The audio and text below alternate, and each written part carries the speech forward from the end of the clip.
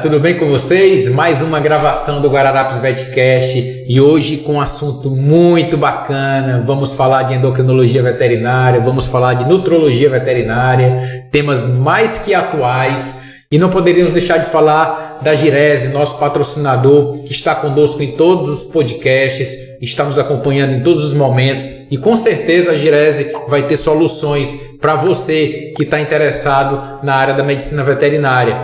Vamos lá, você que não nos segue, vai lá no Instagram, vai lá no Orkut, no Facebook, vai lá no YouTube, deixa teu like, deixa teu joinha, teu sinal de fumaça, enfim, nos segue, divulga nosso conteúdo de qualidade, tá bom? E muito boa tarde a todos vocês, boa tarde Dr. Rodrigo Olivindo, boa tarde Dr. Vitor. Boa tarde. Como é que estamos? Vamos falar hoje um pouquinho sobre a tua área, que eu acredito... Sobre hormônios? Vamos falar sobre hormônios, né? Grande polêmica da clínica médica de pequenos, né? Hormônios, um pouco de deficiência nutricional, especialidades como o Dr. Rodrigo falou, né? Que são agora bem atuantes e recorrentes na rotina de clínica de pequenos animais. Começamos então falando de que das... Hoje a gente não vive, assim, se a gente for fazer um link, montar um link entre a área humana e a área veterinária, né, vamos começar a falar sobre nutrição. A gente não vive sem uma nutrição adequada, isso nós seres humanos. E quando a gente extrapola isso para o pet hoje também precisa de nutrição adequada. Não é assim? Sim, então hoje é uma área que com certeza mais que atual, mas obviamente também que necessita de muitos cuidados, porque tem muita gente que está fazendo dieta de qualquer maneira. Exatamente. Então, pegando esse gancho do Rodrigo, é importante entender que o mercado, de maneira geral, o pet food é um mercado que é crescente. Então, todo animal ele precisa comer e, de certa forma, essa comida tem que ser de qualidade. Quando a gente fala de qualidade, a gente está falando de um alimento que é completo, que é balanceado. Então, uma coisa tem que andar junto da outra. Quando a gente fala de um alimento completo e balanceado, a gente está falando que todos os nutrientes nesse alimento vão estar presentes na quantidade necessária. Então, uma das coisas que a gente tem visto muito hoje na rotina é a gente vê a prescrição de dietas que não são balanceadas e que também não são completas. Então, hoje a utilização, por exemplo, né, entre aspas, aí que a gente fala de alimentação natural, que é um termo errado, tá? O certo é falar dieta caseira ou um alimento não convencional, porque não é natural, né? Esse espectro de trazer do meio humano para o veterinário, de que o natural é algo muito melhor e superior ao comercial, é uma teoria que a galera que não entende muito da nutrição... É aí onde eu queria chegar. Eu queria começar logo com polêmica, né? Vamos começar logo polemizando o ambiente, enfim. Ração ou alimentação natural? Então essa é uma polêmica que é importante de divulgar e de discutir, porque existe, né, de certa forma, essa conduta pelo natural que se atribui. O que seria um alimento natural? Um alimento natural é um alimento que eu vou lá, pego, por exemplo, do pé de planta e como sem lavar, sem processo de refrigeração. E isso é natural. Quando a gente fala, por exemplo, de dieta caseira, já não seria um alimento natural. Então, nesse contexto, quando a gente compara, por exemplo, com o alimento comercial, a ração, a gente não tem nenhum estudo que comprove cientificamente, não temos evidência científica de que a dieta caseira ela é melhor do que o alimento comercial. O que a gente pode entender é que existem vantagens e desvantagens da utilização dos dois.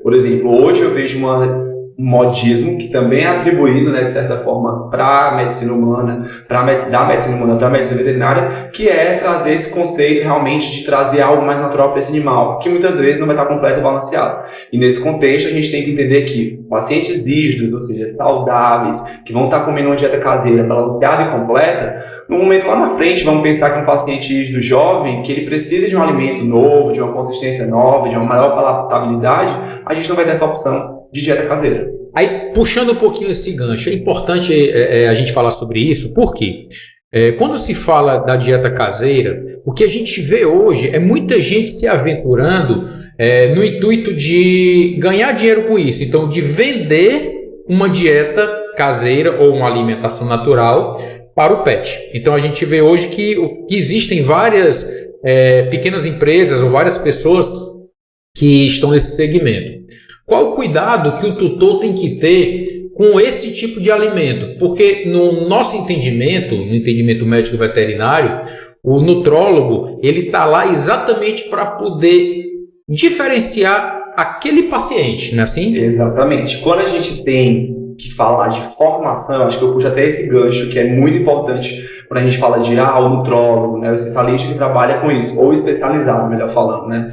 A gente tem que entender que existe uma vivência por trás disso. E eu acho que a animosidade mesmo do colega hoje em estar prescrevendo um alimento que vai, de certa forma, dar certa qualidade para aquele animal, ou mesmo satisfazer a vontade do tutor, muitas vezes não é o que a gente está objetivando para aquele momento. Então, por exemplo, quando a gente fala de filhotes que estão em fase de crescimento, desenvolvimento, que a gente recebe, por exemplo, esses pacientes em quadro de deficiência nutricional, a gente tem, obviamente, né, que acender esse alertinha para dizer, uma ração, trazendo esse conceito, que é melhor, ração ou alimento comercial, ou alimento caseiro.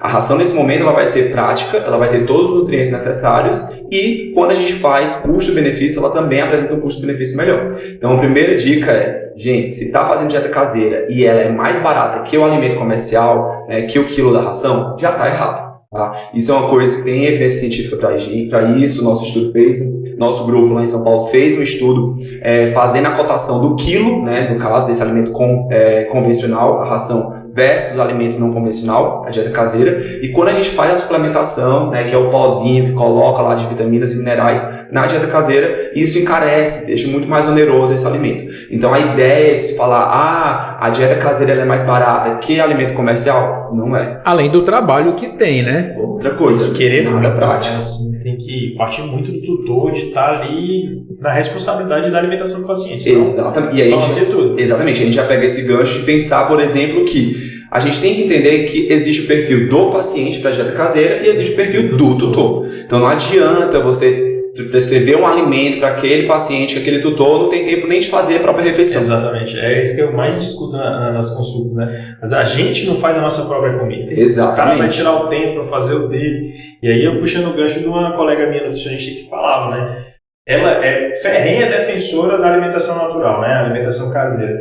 Mas ela diz assim, sem papas na língua, que é muito melhor qualquer ração do que uma alimentação caseira que não foi balanceada. E não foi balanceada. Com certeza. E o que a gente já observou mais agora nesse último ano que eu estava em São Paulo finalizando o doutorado, é que antes as deficiências nutricionais, elas demoravam mais tempo para se evidenciar. Hoje a gente pega filhote, né? A gente pegou muito filhote numa leva lá no passado, de 3 meses, 4 meses, tendo deficiência óssea, né? Tendo fraturas por conta de dietas caseiras não balanceadas. Então, assim, não é uma coisa mais que a gente fala, deficiência nutricional vai se aparecer alguma manifestação clínica em meses ou anos. Não, isso hoje já não é mais a realidade, tá? A gente está voltando para aquele conceito de ter essas deficiências nutricionais baseadas realmente em carência. E hoje a gente está falando de doenças que até pouco tempo não se falava. Então, a gente fala da diabetes, a gente fala do paciente celíaco, a gente fala da doença inflamatória intestinal, a gente fala de uma série de contextos, das alergias, a gente fala de uma série de contextos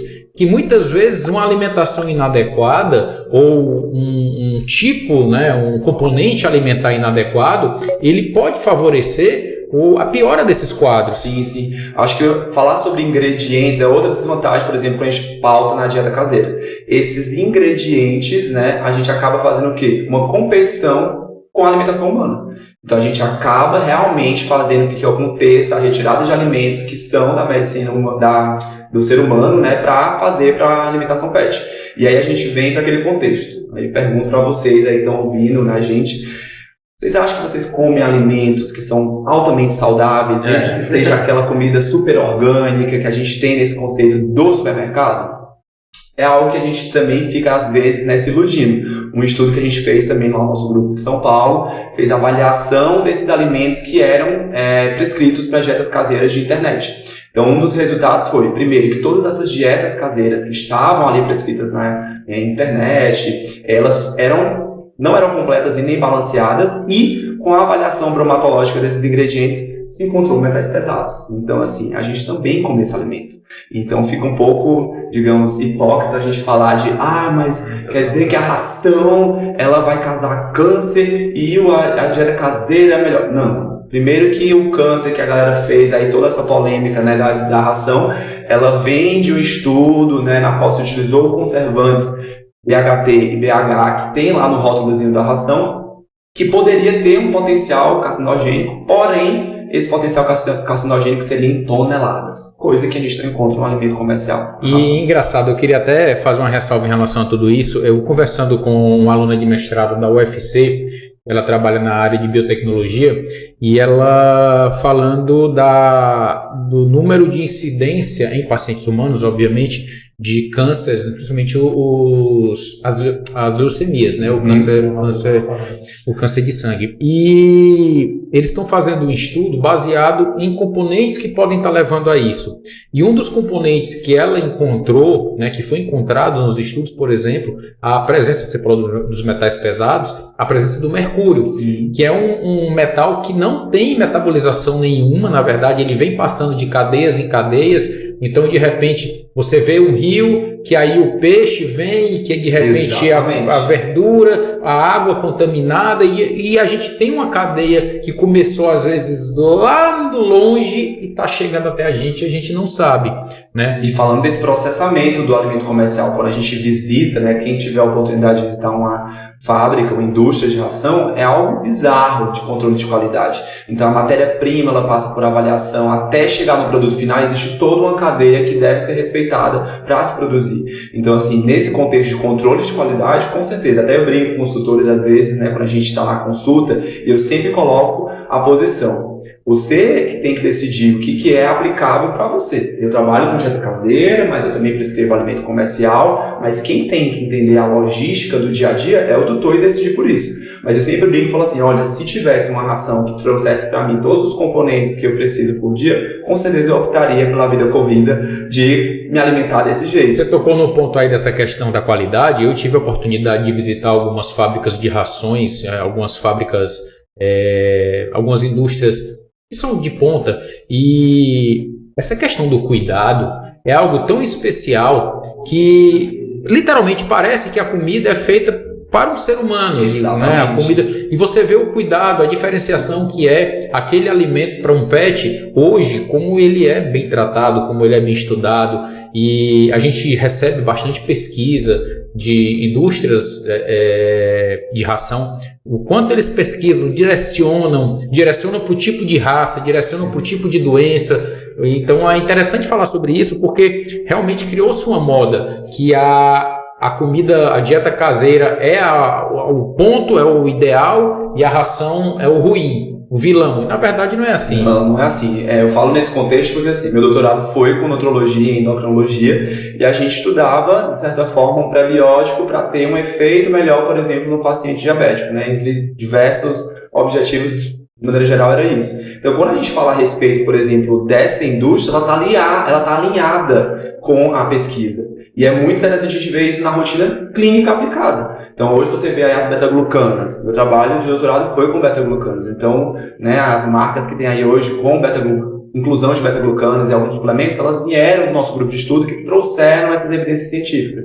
E hoje a gente busca, né, existem projetos já rolando lá na USP com alimento caseiro para fazer esse comparativo real do que teoricamente a gente não tem ainda como evidência científica. Então não é que eu esteja falando que a dieta caseira é ruim, tá, gente? Só lembrando aqui. Mas na minha visão, né, existe o perfil de paciente e o perfil de tutor. Isso é fato.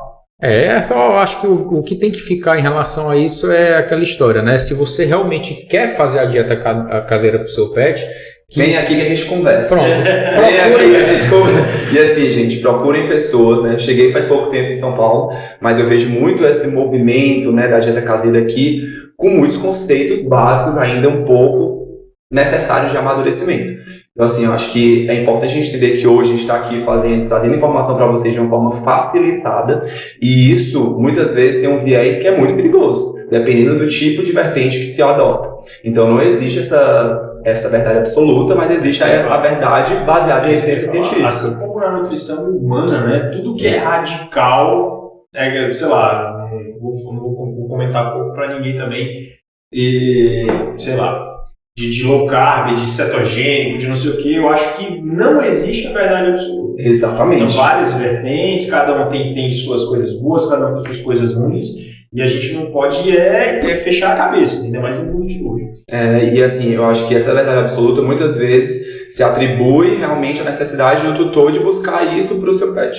e que muitas vezes ele nem entende, por exemplo, os jejuns intermitentes da vida. Eu já atendi tutor que queria fazer jejum intermitente, eu tive que ir lá, sentar, abrir artigos. A gente ainda não tem uma evidência científica que é benéfica ou maléfica. Já atendeu algum gato vegano? Já.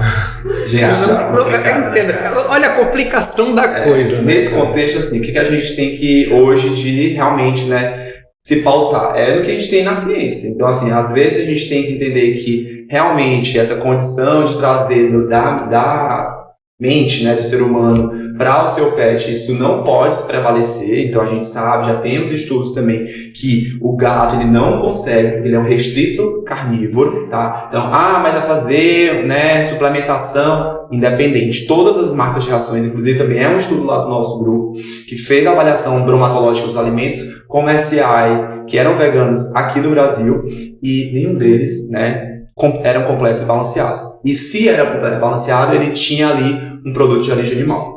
Então, nesse contexto, gato vegano não é possível. A mesma coisa a gente fala a respeito, por exemplo, quando a gente está falando desses pacientes que chegam, né, muito precocemente com dieta caseira e que não vêm com suplementação, né, ou mesmo os alimentos crus. Gente, pelo amor de Deus, BARF, existem as aplicações para BARF, né, que é o conceito de alimento cru, porém, gente, a gente está comendo hoje, né, um alimento que é cozido, que é aquecido, que vai estar ali retirando esses micro-organismos através desse processo. E a gente está querendo regredir. É como eu falo, né? A gente tinha uma brincadeira lá na USP que a gente falava assim, gente, o totó, ele não virou lobo do dia para a noite, né? Ao contrário, perdão. O lobo ele não virou totó do dia para a noite. Então hoje nossos pacientes, eles são, eu brinco até que eles não são mais domiciliados, eles são restritamente domiciliados. Então acaba que essa alusão da evolução realmente da domesticação desses pacientes, ela não pode ficar esquecida. Então esse fato de fornecer alimento cru, isso existem os riscos, existem evidências científicas que comprovam. A salmonela então é uma delas. Mas tem salmonela na flora, né, na microbiota intestinal normal do paciente. Tem, porém é diferente. E as pessoas elas se apegam a um conceito de palatabilidade, por exemplo. Então, assim, óbvio, o paciente ele vai ter uma palatabilidade maior quando ele está comendo esse alimento caseiro. E hoje, uma das grandes pesquisas, um dos grandes eixos de pesquisa do alimento comercial, da ração, é a palatabilidade. Então, por isso que você vê hoje vários tipos de alimentos, com molho, sem molho, com pedaços, sem pedaços, alimento úmido, alimento semi-úmido, alimento seco, para realmente atingir um pouco melhor esse patamar da palatabilidade. Show de bola. Bacana. É um tema que realmente eu acho que muito moderno e muito atual, exatamente por essa tendência de todo mundo estar ligado no nutrição saudável e saber que aquela história, né? Tudo vem pela boca. Exatamente. As coisas boas, as coisas boas e as coisas ruins. Então, quem se alimenta mal vai ter as consequências, o pet da mesma maneira, e quem se alimenta bem também tem os benefícios diretas, né? Puxando o gancho aqui para a nossa especialidade da ortopedia, uma alimentação desbalanceada, a gente fica totalmente prejudicado. Porque a gente pega de Spitz, que era para pesar 3 quilos e chega com 7, e a pessoa quer um milagre. E uma luxação de patela, né? Mais ou menos. Né? A pessoa quer um milagre e, sei lá, e opera e diz, não está melhorando. Está melhorando porque é obeso. Não tem como, é impossível melhorar. Hoje a gente na introdução, né, do serviço lá na USP, a gente começou realmente conversando com as especialidades nesse contexto, né? Entendendo que antes de ele ir para a ortopedia, ele tem que passar com a gente. Não adianta ele ir para a ortopedia, operar o joelho e ficar obeso ou com sobrepeso. Então isso também é um trabalho até mesmo de reconhecimento dos outros colegas frente às especialidades. E que a gente hoje vê a nutrição nesse patamar de destaque. Por quê? Porque a nutrição está em todas as especialidades. Então hoje, como eu falo brincando até assim, a internação é o maior lugar onde a nutrição deveria estar atuante. Por quê? Porque a nutrição ela vai trazer todos os elementos, os microelementos, né, que vão auxiliar, por exemplo, nas drogas. Então, um animal que não está com assistência nutricional adequada, comendo, né, a densidade energética recomendada diária, ele vai ter que usar, por exemplo, uma dose de medicação maior, ele vai ter um tempo de recuperação também maior. Tem estudos já que trazem também a respeito de uma maior taxa de óbito, né, e até mesmo de tempo de internamento para aqueles pacientes que não recebiam alimento na quantidade recomendada diária. Então, esse contexto realmente de a gente acender a luzinha e de dizer, quando o paciente vem lá para aquela primeira vacina, você fala sobre nutrição com ele, com o tutor? Você fala o que ele tem que comer na quantidade? E às vezes esquece muito disso, né? Você prescreve o antibiótico, mas por que você não prescreve o alimento? O alimento ele tem que ser prescrito, numa quantidade certa, numa frequência certa, não indicado. É uma coisa que eu sempre bato na tecla com os meus alunos. Indicar alimento não é correto. Você pegar lá no verso da prescrição e colocar, tal marca, tal marca, tal marca. Não, você tem que fazer uma prescrição para esse paciente. E isso ajuda em quê? Ajuda em prevenir o que a gente está vivendo hoje, essa pandemia de sobrepeso e obesidade. Considerável. Considerável. Ridiculamente grande. E aí eu queria aproveitar, e já que a gente já está entrando nessa questão da obesidade, desse tema, eu queria talvez começar a falar de um tema agora que o Dr. Vitor gosta muito.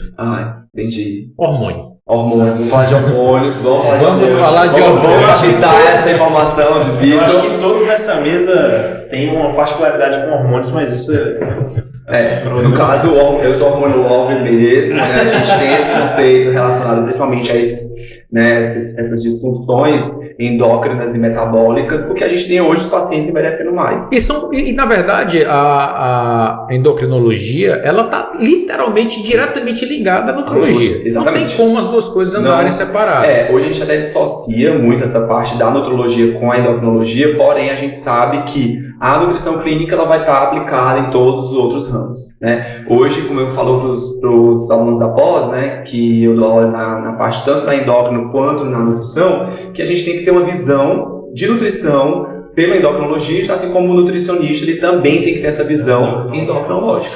Então, por exemplo, quando a gente fala, uma das grandes perguntas que eu faço para os alunos da pós é isso, né? Quem que vocês acham que tem que tratar o paciente obeso? É endócrino ou nutrólogo? Aí fica aquele caos, Fica o caos. Porque, de certa forma, é uma doença crônica, que é uma coisa também que muitas pessoas não entendem. O paciente que ele é obeso, ele vai perder esse peso, mas ele é crônico, ele tem aquela doença crônica para todo sempre, ou seja, por mais que ele esteja no score de condição ideal, ele tem que voltar para acompanhamento, porque ele tem uma tendência a recuperar esse peso muito rápido.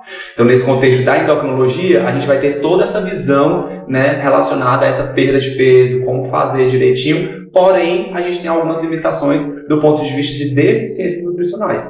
Então, fazer esse programa de perda de peso, às vezes o endócrino ele não entende, por exemplo, que está lá com um processo de emagrecimento muito extenso e com a privação de nutrientes por muito tempo. Tem uma questão ligada a isso, que ela está ligada à parte hormonal e está ligada à parte nutricional, que é o seguinte. É sabido, né, e isso é difundido, que o paciente castrado ele tem uma tendência a ganho de peso. Aí é outra polêmica. E aí, gente? Existe isso? Pois é. Aí a primeira pergunta é essa. Eu vou fazer 3 perguntas, você já responde as 3. Primeiro, existe essa questão? Segundo, o que fazer para prevenir? E quando isso está instalado, por exemplo, o paciente ele é obeso e ele é castrado e tal. O que fazer? Como fazer isso? Já que é dito que, já que ele não tem mais os hormônios, a taxa metabólica cai e é difícil a perca de peso. Pelo menos é isso que a gente normalmente tenta trabalhar. Tenta trabalhar. Mas, então, nesse ramo, pode falar um pouquinho pra gente? Sim, primeiro você vai vir aqui, ligar, né, para Guararapes, marcar consulta, que a gente vai fazer o quê? Uma orientação nutricional. Mas, de maneira geral, é mais ou menos isso, Rodrigo. A gente tem isso na rotina como uma verdade absoluta. E o que acontece? Quando a gente faz essas gonadectomias, a gente tem realmente... Alguns pacientes eles têm uma redução na taxa metabólica basal e mesmo do comportamento. Então, o que a gente tem que comparar? Existe também um estudo para isso, né, relacionado ao quê? O paciente que não era castrado e depois foi castrado. Para cães, o exemplo que a gente tem, né, que nesse trabalho que a gente fez lá na USP, existe uma redução de quase 25% do pré e pós. Então, você imagina esse animal que já era, né, na condição de castrado, vinha comendo 25% diário a mais. A tendência é que ele ganhe peso. Então, se ele era um paciente ativo e depois tornou um paciente mais inativo, a gente tem que fazer o quê? Um reajuste nutricional. E isso muitas vezes não é enxergado como um quê? uma prevenção para esse quadro. E nem é orientado, né? E nem é orientado. Então, o que acontece? Nesse processo, o cirurgião tem que também pegar essa responsabilidade para, no retorno, perguntar sobre conduta, né, sobre comportamento, etc e tal, para encaminhar para esse reajuste nutricional. Porque o que acontece? Não é que a castração causa a condição de sobrepeso e obesidade, mas sim o acompanhamento nutricional inadequado. Então, se é um paciente que era ativo e que se tornou inativo, a gente vai ter que fazer restrição de calorias para aquele paciente. Utilizar, por exemplo, um fator menor. E automaticamente acompanhar esse paciente ao longo da vida. Porque se ele vai se tornando mais inativo, a tendência é que, então, a gente tem que fazer os reajustes necessários. E se ele já é castrado e está com obesidade, sobrepeso, é mais difícil tratar isso? Não, aí nesse contexto a gente tem que realmente tratar. Entrar num programa de perda de peso que vai fazer realmente um fator de emagrecimento e acompanhar esse paciente. O contexto de é difícil tratar a obesidade ou não, isso é uma pergunta excelente, porque quando os meus alunos da pós eles perguntam a respeito sobre mas a obesidade é tranquilo. Para mim, na minha humilde opinião, é uma das endocrinopatias mais difíceis de ser tratada. Você tem que acessar o tutor, você tem que fazer com que ele entenda que aquilo ali é um tratamento, né? Então você está fazendo um alimento que é coadjuvante, né? No caso, que é apropriado para aquela condição. Mas o bichinho olha para mim pedindo comida.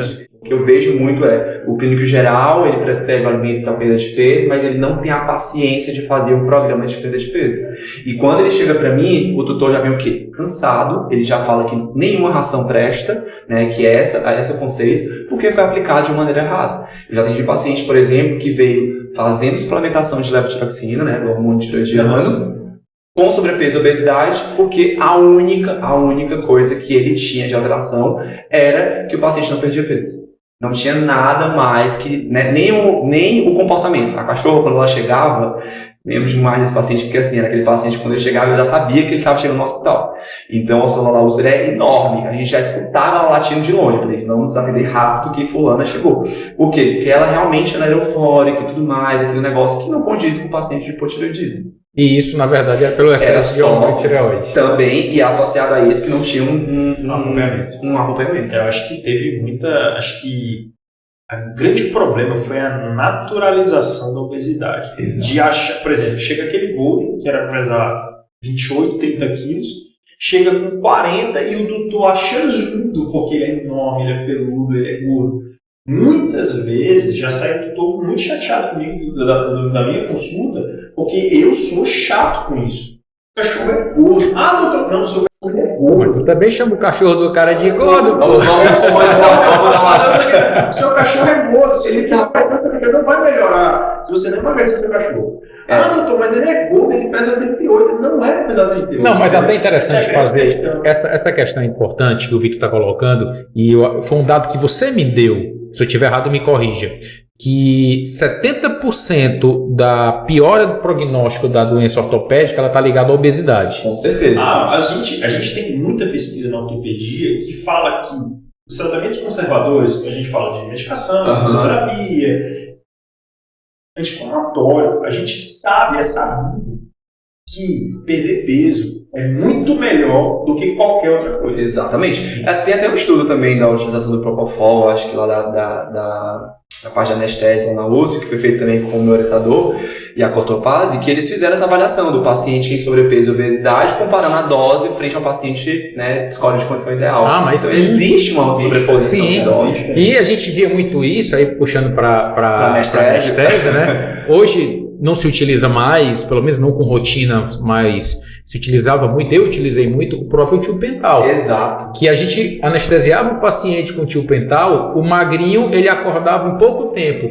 o gordinho ele passava uma eternidade dormindo por conta do acúmulo do anestésico no tecido adiposo, na gordura. Então, é fato, isso é indiscutível. Que no caso tem que ser usado um peso metabólico, né? E aí, às vezes a gente fica realmente nessa falta de acessibilidade a essa informação gente, é um paciente que é doente. Mas não é nem só pela questão do peso metabólico, mas até pela própria lipossolubilidade da droga. Sim. E aí, associado a isso, a gente sabe também que, no caso, é uma daquelas coisas que a gente fica falando, né? O tecido adiposo, ele é um tecido endócrino. Então, ele tem toda uma cascata de adipocitocinas que são produzidas, ou seja, hormônios que são produzidos por esse tecido. Basicamente, tecido inflamatório. Exatamente. Né? Como eu costumo dizer nas minhas aulas na pós, né? O paciente obeso, ele é um paciente que vive um quadro de meta-inflamação, que é uma inflamação crônica. Então, esse quadro de inflamação crônica, por mais que ele venha lá, na primeira coisa que a gente pensa, paciente obeso, qual a alteração que a gente quer no exame? Que venha pelo menos uma dislipidemia, né? Então, aumento de colesterol e triglicéridos, as gorduras no sangue. Para que a gente consiga dizer assim, ó, você está vendo aqui? A obesidade, ela pode estar levando já esse quadro. Mesmo que isso não aconteça naquela alteração laboratorial naquele momento, para a gente explicar isso para o tutor, eu sempre costumo dizer, ó, você imagina que essa gordura, essa célula aqui, ela está produzindo muito mais hormônios do que o habitual, né? E a gente tem esse comparativo desse efeito do tecido endócrino no tecido adiposo. Então, é uma coisa que, por mais que esse paciente não tenha no momento, né, uma alteração laboratorial que justifique, né, o quadro de obesidade, a gente tem que entender que ele vive esse quadro de meta-inflamação. Show. E para a gente falar sobre o último assunto aqui, que eu sei que é um tema que você também gosta bastante, que é a diabetes. Tá? E também está ligada nesse contexto, está ligada no contexto da alimentação, está ligado no contexto do aumento de peso, está ligado no contexto hormonal. Hoje, a casuística da diabetes, ela aumentou? Ou será que nós temos mais diagnóstico? O que é a diabetes nesse contexto no cenário da veterinária hoje? Então, nos últimos 40 anos, né, a gente tem, então, um levantamento do aumento de quê? Da obesidade e do diabetes mellitus. Então, o diabetes mellitus, ele vem no cão. Quando ele é obeso, a gente tem um fator de resistência insulínica já. Quando está associado no gato obeso, a gente já tem um fator direto para o desenvolvimento do diabetes. Porque o diabetes do gato, ele é um diabetes do tipo 2, né, trazendo um pouco da classificação do ser humano, que não é o ideal, mas é o que a gente utiliza. E a gente tem, então, esse diabetes trazendo aí o fator de resistência insulínica e obesidade. É tanto que o paciente felino diabético, quando ele é acompanhado, tratado e diagnosticado precocemente, a gente consegue, de certa forma, fazer com que ele remissione esse diabetes, tirando esse fator de resistência insulínica, que, a maioria das vezes, é a obesidade.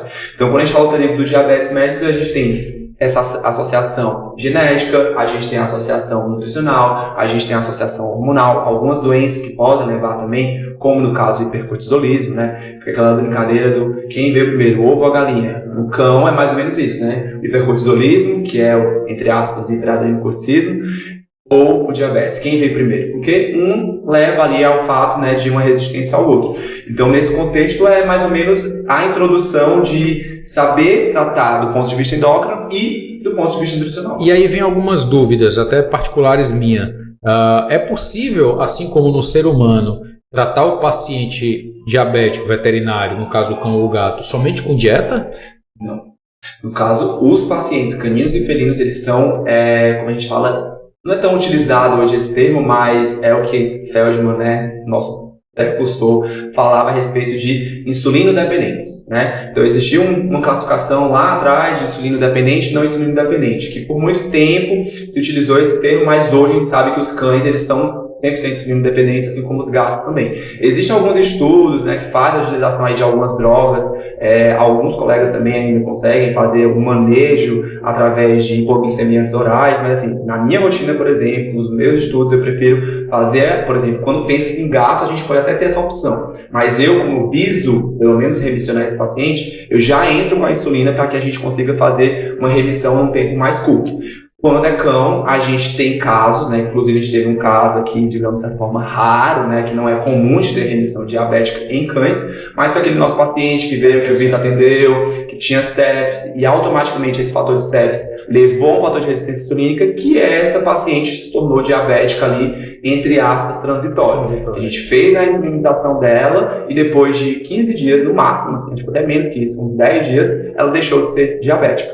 Então, assim, nesse contexto geral, é mais ou menos essa sequência, né? A gente pensa nesse contexto, tanto para o cão quanto para o gato, de fazer a insulina exógena já para auxiliar na condição. Mas hoje a administração de insulina por parte do tutor em casa, isso se torna muito tranquilo. Sim, tranquilo. A gente tem hoje, né, vários, como eu falo, né, a primeira consulta de um paciente diabético, ela requer paciência. Por quê? É a consulta que você vai explicar tudo, ele não vai entender nada, tá tudo bem, ele vai voltar no retorno dizendo que fez várias coisas erradas, e você tem que entender que aquela é uma doença crônica, que no caso para o cão vai se tornar para sempre, que você imagina, vai mudar com toda a vida daquela família. Então você vai ter que fazer uma medicação de manhã, 2 horas depois vai fazer de novo, então isso acaba, de certa forma, modificando a estrutura da família. Então você tem que entender que incorporar isso na rotina da vida daquela família vai ser um processo lento. E que são muitos detalhes, né? O tipo de seringa, o tipo de insulina, o horário da alimentação, qual é a alimentação que vai fazer, se pode fazer petisco ou não, se pode fazer atividade física ou não. Então todos esses critérios eles vão ser automaticamente avaliados pelo paciente naquele momento na consulta, né? E que obviamente, eu costumo sempre falar para os meus pacientes diabéticos, né? A gente visa o quê? Um dos objetivos é visar a qualidade de vida, porque é um paciente que vai ter uma condição, mas essa condição não vai ser limitante. Eu lembro muito, né, no meu doutorado eu trabalhei com cães diabéticos e eu lembro muito de uma tutora que ela me mandou mensagem num sábado perguntando: ai, doutor, eu queria muito ir pra praia com fulano e tal. Ele pode ir pra praia? Eu falei: pode, ele é um paciente que está estável do diabetes, ele pode viver tudo que ele tem para viver. No máximo, né, uma super atividade física naquele momento não seria o ideal, ou se for fazer uma atividade física que seja próximo do horário da refeição e da aplicação da insulina. Então são condições que vão ser, de certa forma, adaptáveis para essa rotina. Top demais. Bom, a gente passaria aqui, eu acho que horas e horas conversando sobre esse nosso tema, né? Endócrinos são muito especiais. Não, mas é um tema realmente que é muito bacana, porque e eu posso lhe dizer, para mim é um tema que chegou na minha rotina até recentemente, porque nós não saímos da faculdade com isso, a gente não vive com isso. E você comentou muito bem, na rotina da clínica é uma coisa que até então a gente se preocupava muito pouco. Muito pouco. Né? E realmente é um tema que ele precisa ser abordado, e precisa ser abordado por pessoas que tenham realmente a capacidade de colocar isso de uma maneira muito aberta e muito honesta no que diz respeito ao que pode ou que não pode e a realidade científica que tem que ser abordada. Eu queria te agradecer, Rodrigo. Tamo junto. E dizer para você que teve interesse no assunto, repassa essa informação. Se você tem algum paciente, algum pet nessas condições, procura a gente, Dr. Rodrigo, atende aqui na Guararapes, marca um horário, marca uma consulta. Ele é um cara que com certeza está aqui para resolver o teu problema. Queria te agradecer, Rodrigo, agradecer, Vitor, agradecer também a Girese, nosso patrocinador que está com a gente em todos os momentos. E você lembra de compartilhar, lembra de se inscrever no nosso canal lá no YouTube, tá lá. Bota o joinha, ativa lá o sininho, compartilha. Se você tem alguma dúvida, deixa lá nos comentários, deixa essa informação, a gente repassa essa pergunta e com certeza ela vai ser respondida. Aproveita e deixa teu Instagram para quem quiser te seguir. Já vai lá, gente, me sigam, rodrigoolivindo.endonutro.vet. Qualquer coisa também eu sempre estou postando nas redes sociais. A gente vai deixar aqui também. Vamos deixar aqui abaixo. Mas procura a gente, vamos trazer esse serviço mais de especialidade para cá, para o Ceará, né, Fortaleza. A gente tem muito a aprender, divulgar. E eu tenho certeza que vocês vão estar bem assistidos aqui com a gente. Show, pessoal. Então compartilha, nos segue e divulga, tá bom? Valeu, até mais.